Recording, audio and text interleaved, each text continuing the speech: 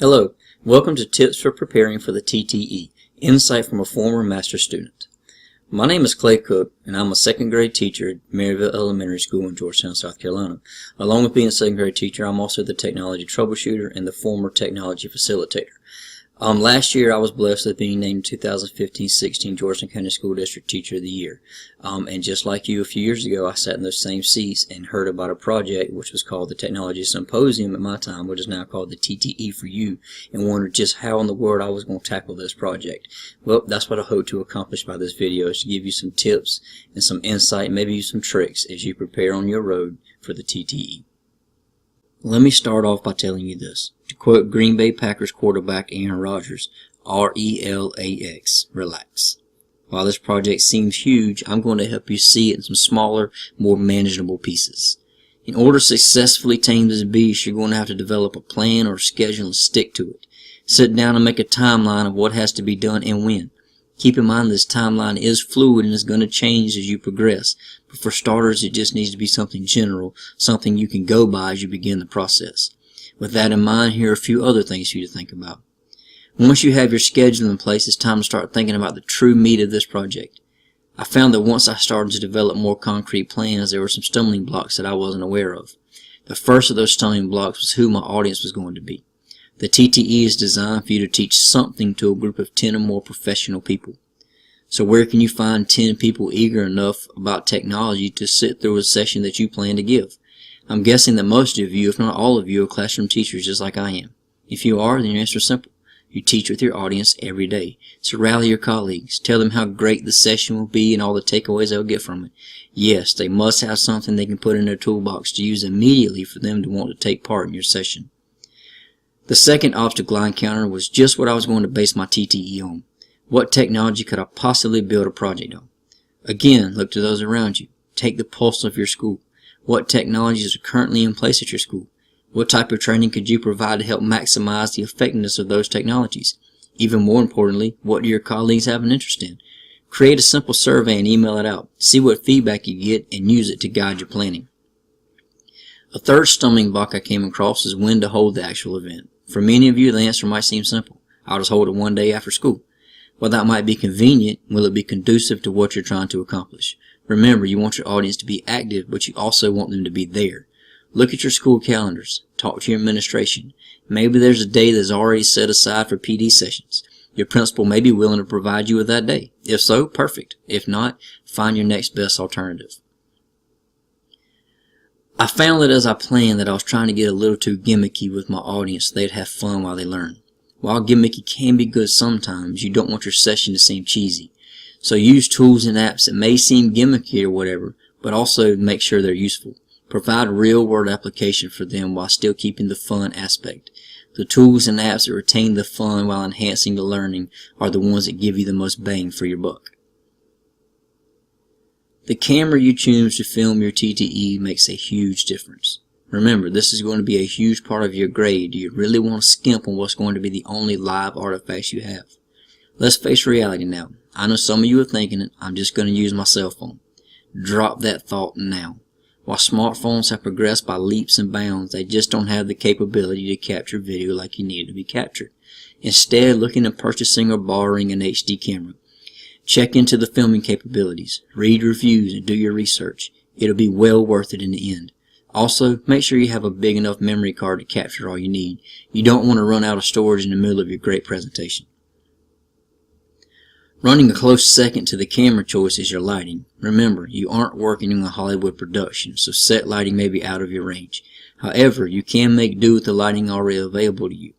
One thing I found has really helped me over this past school year, and it's simple and easy if you can get it approved. It has been my experience that most building administrators are just fine with this, so it might be worth a try to ask. Most of you, if not all of you, use some sort of interactive whiteboard or projector at the very least to display what you're presenting. A common habit is to cut off a light or two when doing this so the projection screen seems brighter, but that would adversely affect the lighting of the room, which would adversely affect your camera. A quick and easy fix: ask for the lights directly above where you'll be projecting to have their bulbs removed. It darkens the projection area while still keeping the audience lighting at a level that they can use. I've done this in my classroom and it has worked miracles. This is just one thing you can do to help with the lighting, but there are many other things you can try. Film some raw footage and pay close attention to the lighting and see what you can come up with. But hey, if you have access to a light stand, then by all means go for it. Sound issues are always a worry when preparing for this. Unfortunately, there's really no easy things you can do to replace a microphone. Several of the interactive whiteboards in schools today come equipped with a microphone that you can wear around your neck. Those work great. If you have access to it, borrow a microphone and use it. However, most of us don't have access to microphones, boom mics, and stuff like that. But guess what? That's okay. Like I said earlier, this isn't Hollywood. You want it to be great, and it will, but you can only do what you can do. Again, this is where shooting practice footage comes in handy. How does the mic on your camera sound? Can you set up a microphone close by and record it to the computer, then take the time to match your voice to the recording? Absolutely. Is that necessary? No. The TTE is recording is about the quality of your work, not the quality of your sound. And it's all about the angles. Once you decide on your camera, it's time to think about where you want to put it. I mean, you don't want your video to look like it's being filmed from the Goodyear blimp. Go into the room or location where you'll be holding your TTE. Look at all the angles. Set up the camera there and film a minute or two of raw footage of you presenting something. Repeat these steps in all areas you think might be good for filming. Then take the footage and analyze it. Which angle gave you the best light? Which had the best sound? Which ones are an absolute no-no? It may take a little time, but it'll be worth it in the end if you do this. Dress to impress. Now let's leave the technology stuff for a minute and talk about something that you may or may have not thought about. Your wardrobe. It's all about first impressions. As teachers or other professionals, we all care about what we look like at work. And I know you all look great each and every day. However, for this day, for your TTE day, you want to be at your best. So dress like it. Ladies, wear your Sunday best. Men, bring out the shirts and ties, or maybe even a suit. This isn't only for a grade. This is also an artifact for your portfolio. Think job interview. I'm not saying go buy a new outfit. I'm just saying stay away from the jeans. Your appearance speaks volumes. When it's all said and done, you'll put hours of work into this project. You will have a well-developed presentation ready to deliver to those eager colleagues who have graciously agreed to attend. However, it doesn't end there. You must practice. We aren't all born as great speakers. For some of us, it's very difficult to do. Don't rely on the whole picture them in an underwear routine. Put in the time and practice your script. Read it in the mirror, or even better, read it on camera. Get comfortable with what you are doing. It will pay dividends in the end. Don't leave anything up to chance. If you can control it, do so. Triple check websites, links, videos, and everything. Don't just assume they'll be there and be available because they were 5 weeks ago. Check them once or twice a week. The internet is a finicky thing. Links can break, videos can disappear, and websites can close. Cut out as much of the risk as you can. Over-prepare. It's better to have prepared a lot and not needed it than to have underprepared and wish you had taken extra time to check. I found as I prepared for my TTE that I was concentrating a lot on the logistics of it, like where I would do it, what do they have as far as the Wi-Fi, can I access the network, what rights will I have on that network, and the list goes on. What I found that worked extremely well and put my mind at ease was I took a field trip. My partner and I went to the location where we were going to be doing the presentation and talked with the administration and the tech coaches, the teachers, the custodians, and the media specialists. We asked every single question we could think of, no matter how little or how stupid it may have sounded, it got asked.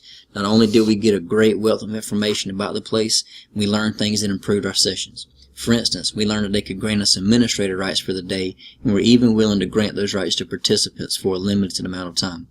Those rights gave us access to things we would not have been able to do otherwise. They let us come back a second time and bring all of our equipment to do a dry run. We tested the Wi-Fi strength, logins, web speed, download speed. We even turned on 30 computers and downloaded a program all at once just to see what would happen. The test gave us a real-world look at what we'd be facing and allowed us to plan for it accordingly. It is definitely worth the time to take a field trip. I know the audience is a huge concern for everyone. I know we've talked a little bit about it already, but I know you're asking yourself, am I going to be able to get enough people to attend my session? Yes, you will. Talk to the faculty at your school or wherever you plan to do your TTE. Explain to them what it is. Explain your vision and the goals you have, and how much it means to you. Our colleagues are good people and are usually willing to help out when needed. However, we all work with that person who's a Debbie Downer and who always sees the negative in everything. So, if you want to avoid those people, send out invites. Email those you think would be willing to help you out. That way you know who is coming, what to expect, and you can curtail as many of those situations as you can. But don't stress too much over getting the people you need. As educators, we are born to help. And remember, don't hesitate not to ask someone. So what happens if you can't use your first choice? You may run into the issue of not being able to use your school or whatever venue you choose. And while the chances of this happening are slim, it's always a good chance to have a backup. Talk with other schools in your district where you have contacts. Check with local colleges to see if they'd be willing to allow you to use their classroom. Are there any auditoriums nearby? Are there rooms in your local library that you may be able to use? Most people will drop any fees that may be required if they know it's a for-school project. Try your homeschool first, though, since you know the space and you're comfortable there.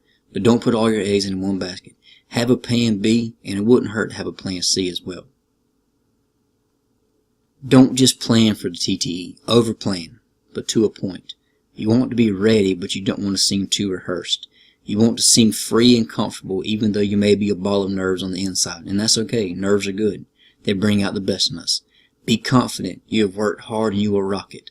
Follow this advice to help you avoid as many pitfalls as you can. Put in the work on the front end and it will pay off in the back end. My final piece of advice. Have fun. When you have fun, you are more relaxed. Your countenance is easy and your voice is normal. Don't seem like a robot. We have all sat through those PD sessions when the presenter was uptight and boring. Don't be that guy or that girl. Smile and enjoy the event. Yes, something's going to happen. Technology will let you down, announcements will come on, a phone will ring, something unexpected will occur. When it does, adjust, make a joke or something. Remember, while you think it might be, the TTE isn't life or death. So here's some advice when choosing some topics. I know you've been thinking about the possible topics already, and here's my advice to you. Avoid the gimmicks. Focus on something that actually provides your audience with real-world takeaways, things they can put in their toolbox and use the very next day. Use something you know. Don't try to present the latest fad unless you actually use that fad in your classroom. Instead, find something you're comfortable with or have experience with. That way you can answer any questions when they arise, because they will arise. Don't just focus on the what and the how. Focus on the why. Make sure your audience knows why it is beneficial to use the technology. Let them know just what it can do for their students in their classroom. Give them reasons, then back it up with research-based facts. Give them something with a wow factor. Find something to present that they can say, yeah, this is how I can use this in my class. When they leave, you want them to be excited about what you gave them. And then finally, follow up with them. When it's all said and done, ask them for their feedback. They'll be eager to give it. Take what they say and use it to build upon it both professionally and personally. Last but not least, thank them for taking their time to come to your session. Let them know how much you appreciate them taking time out of their schedules to be a part of something that means so much to you. I hope this video has been beneficial to you as you start your planning process for the TTE. While it may be hard to see now, the TTE is actually a lot of fun to implement. I had a blast doing mine, and I'm sure you have just as much fun with yours. If I can be of any help to you, please don't hesitate to contact me. My information is listed on the screen. And thanks again for your time, and good luck.